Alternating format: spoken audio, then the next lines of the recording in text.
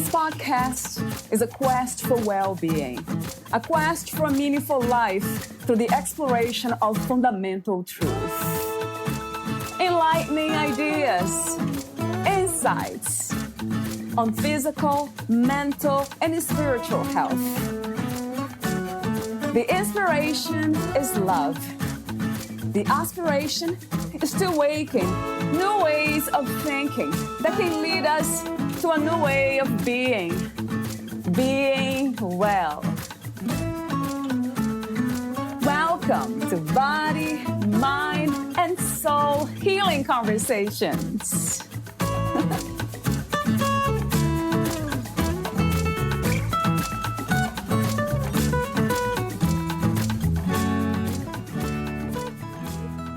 Valeria interviews Jenn Hand, the author of How to Be a Normal Eater, Finally Make Peace with Food, and Live a Life Free from Dieting and the Normal Eater's Checklist.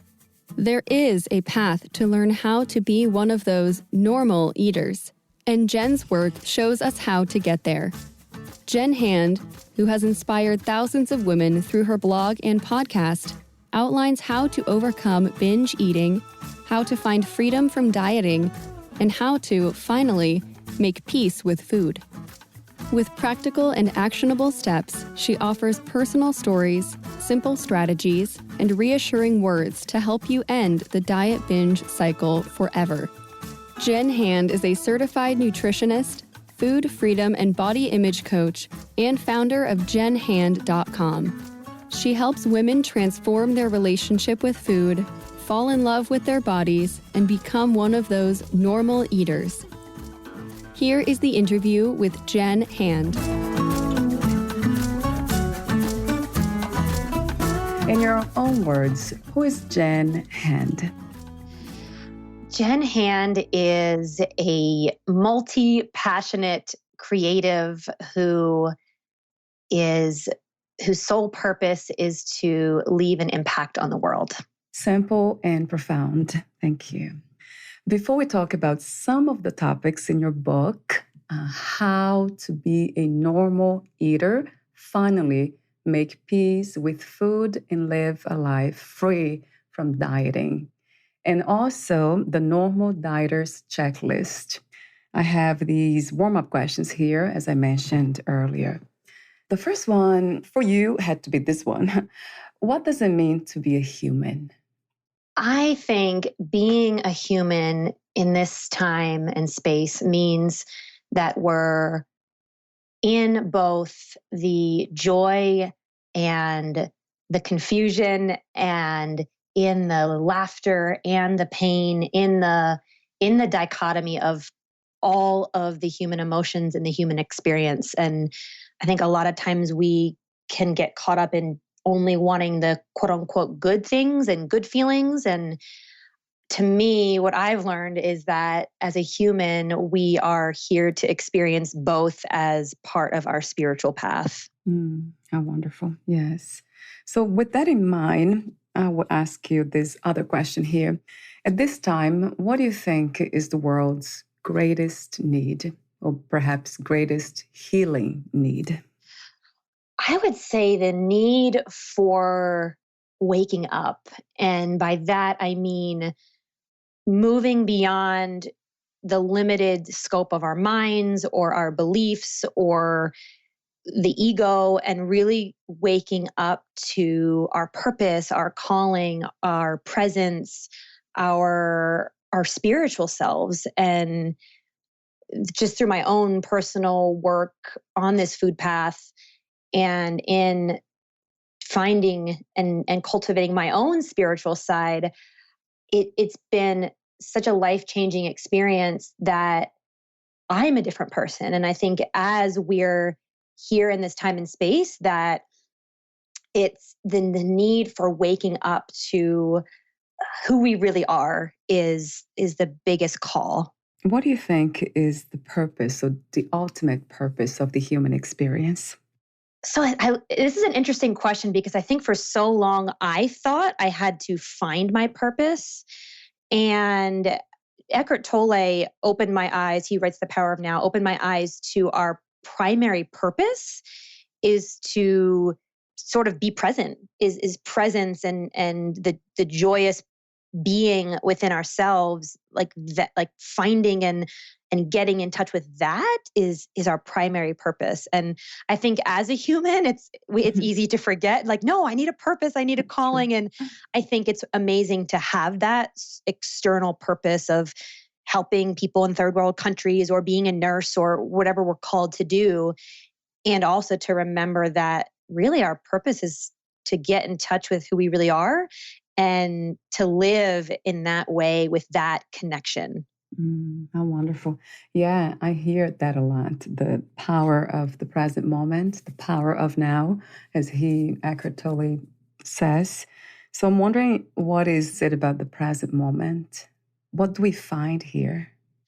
Well, I'd say from my own experience, I think there's sort of levels of it in Yeah. the sense that, like, if I often get the question when the women I work with start a meditation practice, like, I'm not being present, I'm just caught up in my mind, I don't feel very peaceful. And it's like, okay, maybe that's the first layer, but as we sit in stillness and as we let the thoughts kind of settle or watch them go by or start to detach more, we kind of drop through those layers to that stillness. And so I think when I'm really connected, I feel that peace and that joy and that just by breathing. I wouldn't say it's my daily existence, but things to strive for. But yeah, kind of like dropping through the layers of the mind and the thoughts and the franticness and the to-dos and the busyness and letting all of that settle, we can sort of drop deeper into, oh, there's that peace, or there's that stillness, or there's that joy. I love the way you connect the present moment, that stillness, to joy and peace. That resonates a lot. Do you think we can find this sense of inner peace and joy even in the midst of the doingness and the busyness of life? Yeah, and I think that's like the ultimate challenge. Right. It's like, it's how do we bring that connection to ourselves, to that peace, to that stillness, into checking email, into checking or posting on social media, into doing the dishes. And I think really that's also a part of being human. We're human beings, and how can we take that spiritual part of ourselves into daily life? And I do think we are, just as a society, busyness is the norm. And a lot of people, me included, we get our worth from productivity or achievement. And it's like, how do we bring our sense of spirituality and connection to ourselves into whatever we're doing, and letting that doing be the end result rather than the result, or the outcome be what we're striving for? That's beautifully said, because I hear a lot too, this idea of being a human being and just resting and being in alignment with that. But then we are human doings too. We are both, right? Not just Yes. beings. I like that a lot. That's true to me. What is your own definition for the word health? What is to be healthy, in your opinion? To me, health is a whole body, mind, soul approach to how we live. And I think a lot of times in our society, we take health to be physical, and we forget the mental and emotional and spiritual sides of us. And when I think of health, I think of, I am feeling whole and satisfied and joyful in many areas of my life, and not just I eat a certain diet or I have a certain workout regimen. And I do think there's been a shift in that view over the last 5 years or so of really holistic health. We're not just looking at a number or a size or a specific quantitative measurement. We're taking into account more and more that whole being. And really, I still even default into, oh, health, I'm healthy, I'm physically healthy.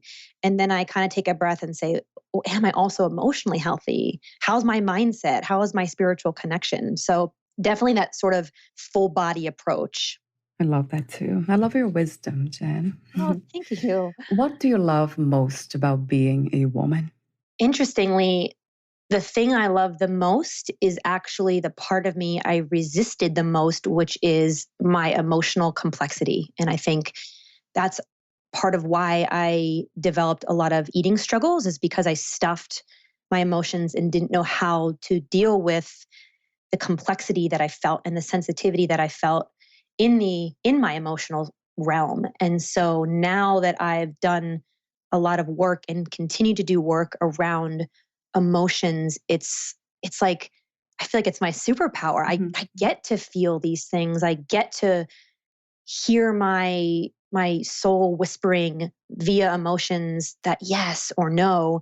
And really, I think as women, like that's our superpower. And that's not to say men don't have emotions too. I think it's women are so innately emotionally complex, and we squash that. And it's like, no, let's embrace that and let's let that be the guide in our day to day of where we're drawn towards and what we're supposed to do next, instead of the mental intellectual part of ourselves.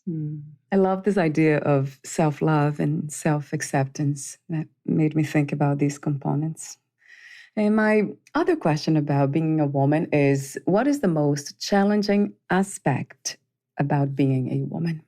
I would say for me, the fear of being too much. And part of that emotional complexity that I just mentioned is that there's this subliminal or subconscious, maybe, fear. If I let the full depth of my emotions out into the world, is that too much? Is that going to scare someone away? Is that going to be taken in the wrong context? Is that going to be, someone going to judge me or criticize me? And so it's my own work and my own journey to continue to have the courage to be myself in all of the depth and all of the complexity, and not fear being too much.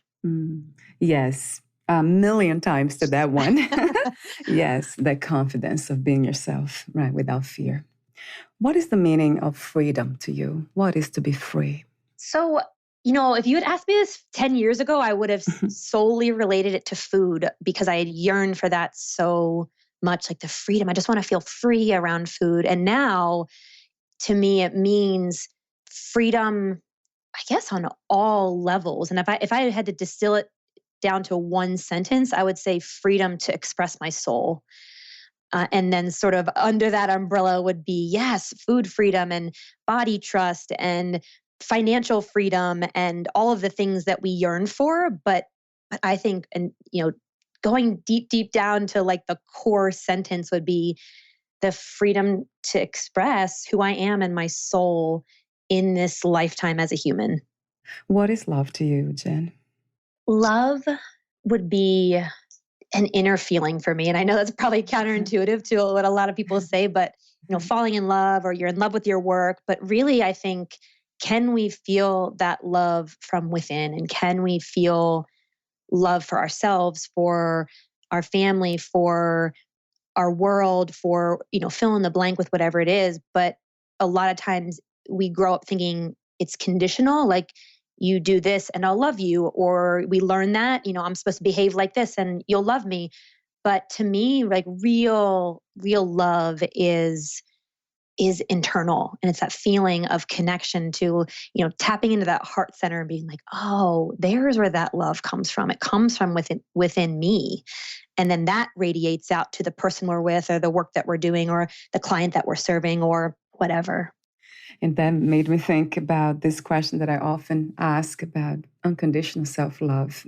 Do you believe in this kind of state of being or practice? I believe in it. And I think it's one of those life journeys, really, of always deepening and evolving and expanding more and more and more into that unconditional self-love, because I think we learn otherwise. We start out loving ourselves unconditionally, and then we learn all of the conditions that need to be met in our minds before we're acceptable or loved. And, within the work that I've done on myself around food and weight and body, it's like, it really is just that, learning unconditional self-love and continuing to deepen that. So the short answer is yes, I do believe it. And the long answer would be, I think it's also a life journey, unfortunately. True. Yeah, it is a practice. I think it becomes possible when we have that understanding that this is what we're supposed to be doing here. Then it becomes easier to practice, from my experience. What, where, and who is God to you? Again, my perspective on God is continually changing. Interestingly enough, I grew up Catholic, and so my definition of God was a male figure in the sky for a long time, and now doing just spiritual work and getting into yoga and meditation. For me, God is really universal energy. And I remember I used to write in my journal, like, Dear God, and do something. And then over the years, it just became a different name, like Dear Universe or Dear Goddess or Dear Divine. And so Mhm. to me, it's the name means less than how I feel when I say the word. And so actually currently I'm using Divine Goddess. That for me right now, I read it in a book somewhere and I was like, oh, I love that because it pointed me within instead of without. And it took me from like this external thing that judges or that has a lot of baggage around it to this soft, sensual energy of my soul. So I would say really it's about the energy that's within all of us, if I had to kind of put it in a short sentence. Yeah, yeah, beautifully said. You just mentioned yoga meditation. How did you come across? When did you start practicing them? I do yoga really as a spiritual practice. I know a lot of people there's so many different types, but the woman I was working with to help with my food struggle recommended I do yoga as a way to get out of my head and into my body. And that was probably in 2006, so a long time ago. But I remember so vividly that first class because it was the first time that I had gotten out of my head. And if that sounds unbelievable, I mean, I'm Mhm. wondering, did I spend my whole life in my head? I don't know, but it got me like it didn't last forever that I was just living solely in my body because we're human and we have our minds. But that feeling of, oh, there's a whole side of me that I didn't explore yet, like getting in touch with inhabiting my physical being because I'd lived so much in my head was astonishing. And that really drew me back. I wanted that feeling to deepen. I just wanted to hold on to that of just like, oh, there's my body. Like I've met her for the first time kind of thing. Yeah. That's cute. Yeah, the way you say about living in the head and detached, yeah, from the whole being, right? We talked earlier about holistic health. Yeah. Yeah, and that's interesting how we do that. How come? So, how did you become a writer? I actually think I've always loved writing. And I, when I did a study abroad program my senior year of college and just fell in love with writing as a way of self expression because I felt like I didn't know yet how to verbally express what I felt or what I thought or kind of the jumble that had been in my head because I was learning how to process emotions and how to express what I wanted. And writing was a tool to help me with no judgment. You know, I could throw it out if I wanted to. No one would read it. Of journaling what I felt and what I was experiencing in my study abroad and the new cultures and the new experiences and my struggles and moving through them. And it sort of just moved on from there. It just became a really regular part of my practice of my life of journaling. And I started blogging a while back and that kind of developed into writing a book. So it was really, I think it's always been in me as a way to express safely because no one's reading it, well, the True. journal anyway. They call it healing practice, but yeah, I think it's just a way of expressing ourselves without, like you said, in this open space. Mhm. So, no judgment.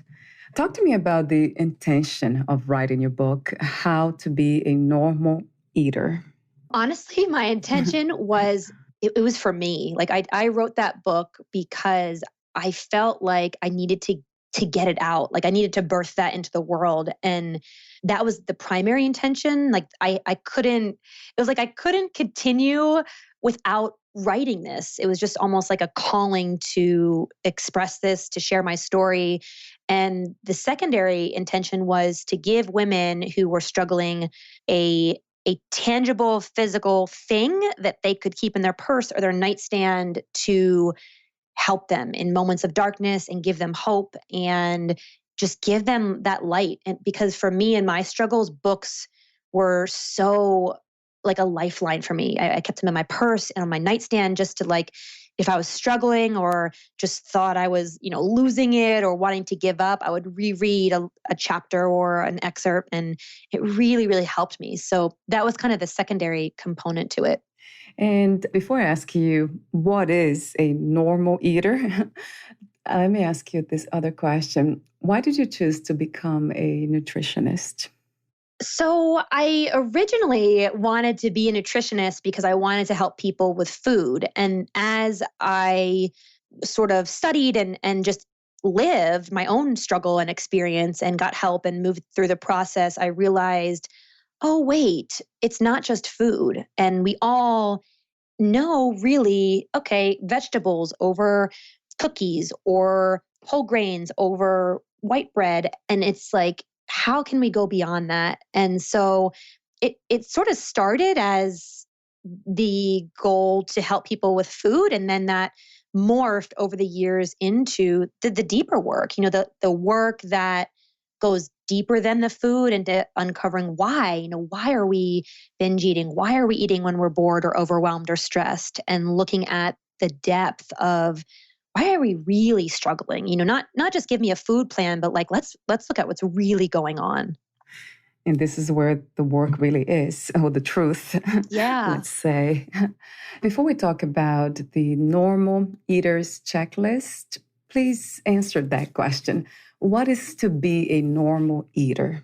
This is my favorite question of all time because so many women are like, but I don't know how to be normal. Right. I was like, Right. I didn't either. But to me, normal means finding a way of eating that works for the individual. And I think in this world we live in so often where we get caught up in keto or paleo or do this. My neighbor did that and lost 20 pounds.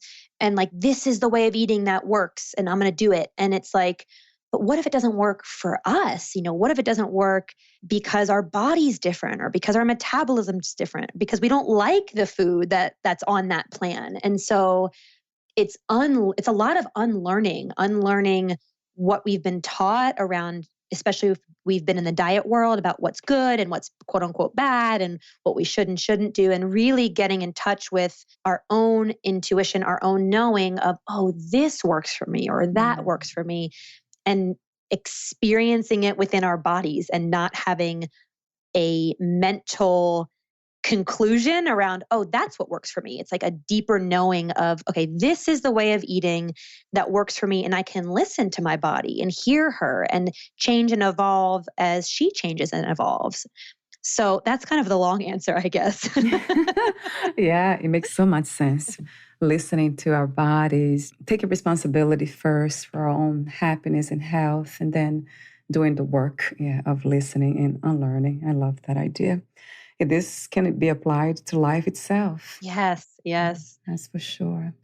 So talk to me about the normal eater's checklist. I designed it so people can get a quick sort of like, where do I start, to give people a step they can focus on or a small little tidbit of actionable advice. And I think a lot of times when we're trying to find our normal, or we're trying to stop dieting, or trying to just be more intuitive with the way we eat, it can be hard to know where to start.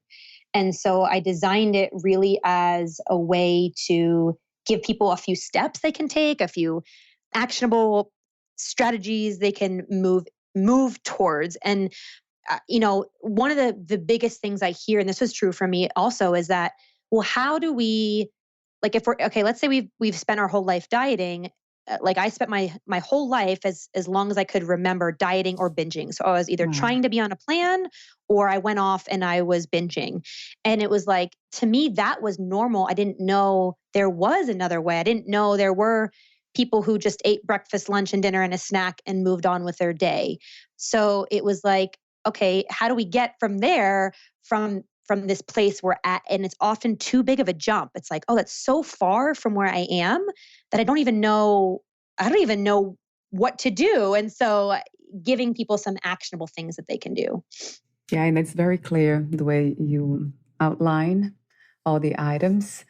One of the things that really surprised me every time when I talk to my guests or anyone about trying to lose weight and take control of our health and all is that willpower component. I think what we think that we need more willpower. It's like, oh, and it's my dad he always says, oh, I need more willpower. And then I, launch into my spiel and he doesn't listen to me, but that's okay. But we think we just need more willpower. And I talk about, I think in my book that some of the women I've worked with, and when I think of the things I used to do around food, like they took so much willpower to only eat 800 calories a day or to do 7 days a week of an hour on the treadmill. Like that took serious willpower. So it's not for lack of willpower that things don't last or things don't work. It's like willpower eventually runs out and then we're left with, well, what now? If we follow a program for 30 days and we're using our willpower and we're motivated, and then we get to the end of that 30 days and it's kind of like, well, now what? Now what do I rely on? What do I do? And so I like to guide women into being so balanced physically, mentally, emotionally that they don't need the food. And of course, that's a process and doesn't happen overnight. But when I say, hey, no, thank you to that piece of cake, it's not from a space of I'm using willpower. It's from a space of, I just don't want that right now. I might want it tomorrow. I might want it on the weekend. I might want it next birthday, but I don't want it right now. And so it's like, that is my ultimate goal, to help women get to that space where they don't want it and they can choose yes or no from that point. That sounds a lot more like empowerment, coming from that place of empowerment and self-knowledge. Yes, I love that way of describing it. Empowerment. It's exactly it. Like we might not want it and say yes anyway because it's your best friend's birthday, and all right, I'll have a few bites or I'll have a piece. But it's like you're empowered to choose yes or no, and it's not you're using willpower to do it. Another thing that I found interesting is the food rules. Why do we create food rules, and how do we become more aware about them, and what do we do also to change these patterns? I think that we create them out of fear. So I think for myself, I was afraid to gain weight if I ate carbohydrates or if I ate after 7 p.m. or if I ate cookies on a Wednesday.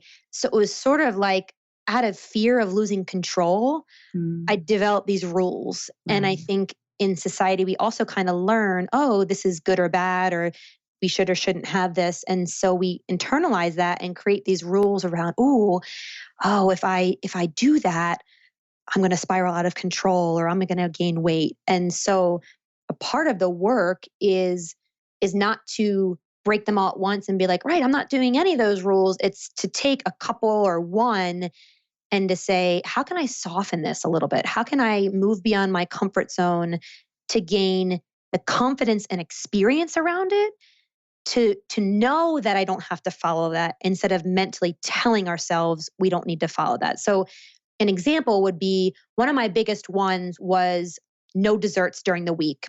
Weekends where I could only have dessert on the weekend. And so to break it, I would start with something like really, really little. Like I would have one cookie after lunch on a Wednesday. And that seems so, right now to me, I'm like, oh, that doesn't seem like anything. But at the time, it was a huge step for me to have that cookie and to enjoy it and to not feel guilt and to do self-talk around, I'm allowed to have this, I'm allowed to enjoy this.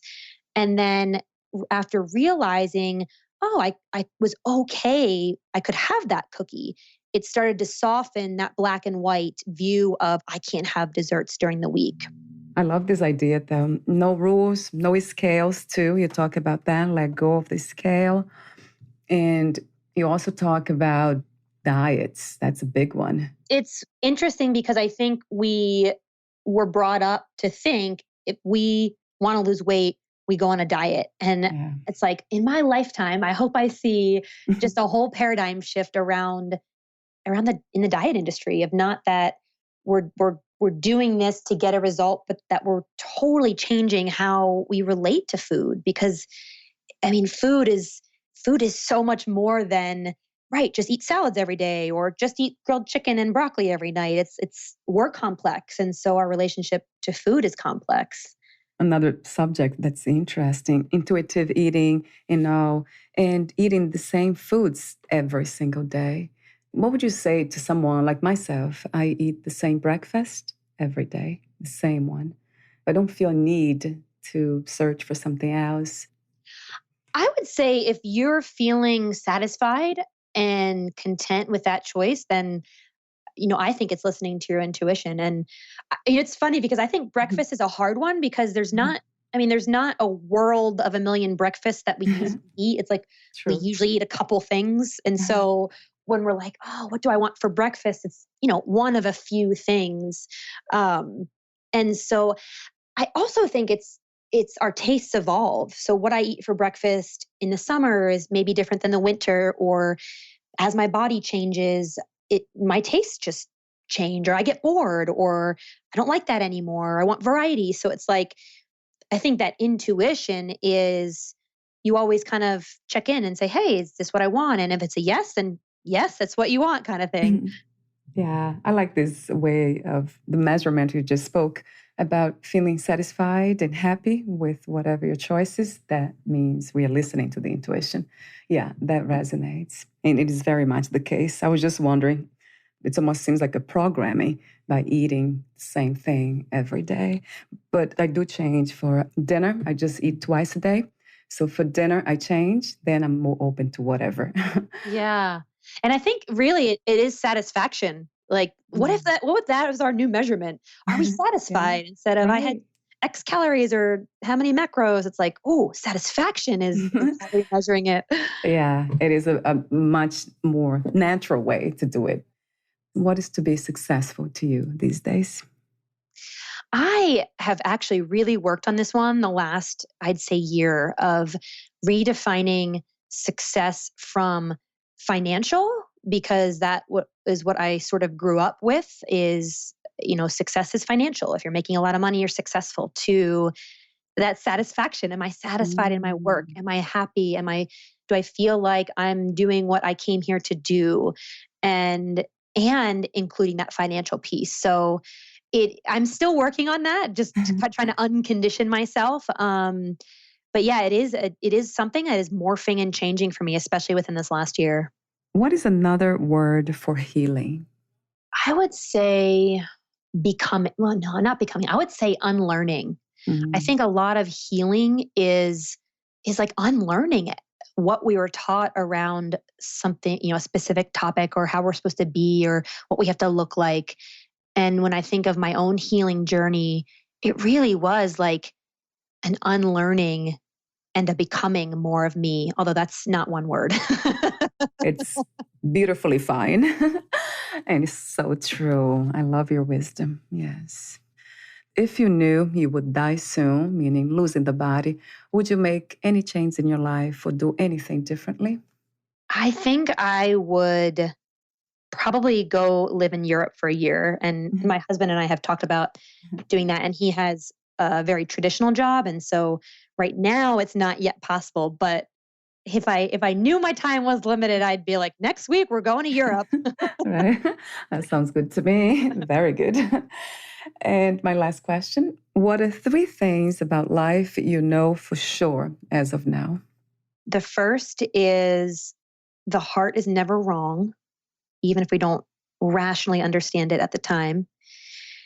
The second would be we understand everything in retrospect. So, and I'm saying that because this is what I'm really learning is like how my work has unfolded in the world. I don't always understand it at the time of why it didn't happen this way or why it didn't happen like I thought it should. But in retrospect, I always say, oh, that's why it happened like that. And the third, I would say, is the answers are always within. Thank you so much for your wisdom, your beautiful presence, and this healing conversation. Thank you. I do have one more question for you, a quick one, technical question. Where can we find more information about you, your books, products, services, and future projects? At my website, jennhand.com, JENNHAND. Tons of stuff over there for blogs and resources. Thank you so much again, Jen, and we'll talk soon. Thank you. Bye for now.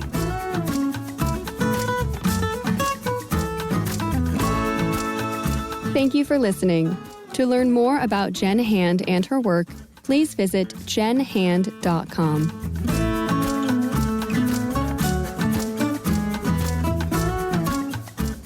To learn more about this podcast, please visit fitforjoy.org/podcast.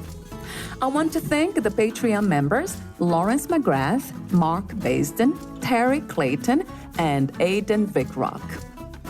Thank you again for listening, and bye for now.